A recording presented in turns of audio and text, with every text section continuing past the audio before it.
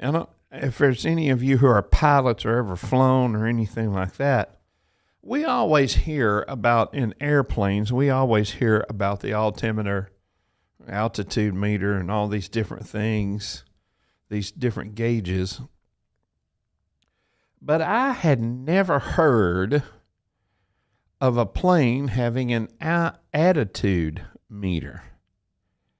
And I didn't ever know this until I picked up a book by John Maxwell and bought the book. I think I've got it at home somewhere. It may be up here. But the book was called The Winning Attitude.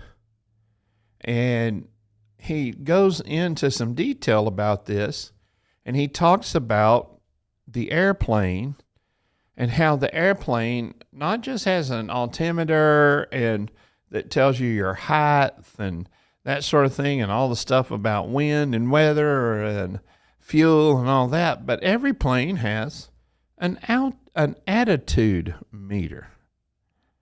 Now, you may say, what how many of you have ever heard of that? Somebody, y'all comment.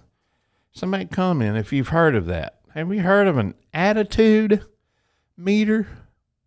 Have you heard of that? I never have until I read that book some years ago. But the attitude meter is, this is what it does. It tells the pilot where the plane is in relation to the horizon in front of it. If the attitude is high, that means the nose of the plane is high above the horizon. If the attitude is low, the nose is below the plane of the horizon.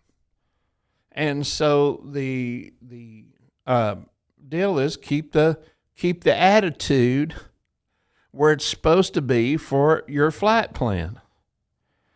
Now, I've never forgotten that as long, and I read that probably, I bought that book back in the late 80s or early 90s. And I've never forgotten that. Why? Because John Maxwell in the book, he went into how that if we don't keep our head up and our attitude up, then we're going to nosedive. If our attitude is down, we're going to nosedive, crash, and burn.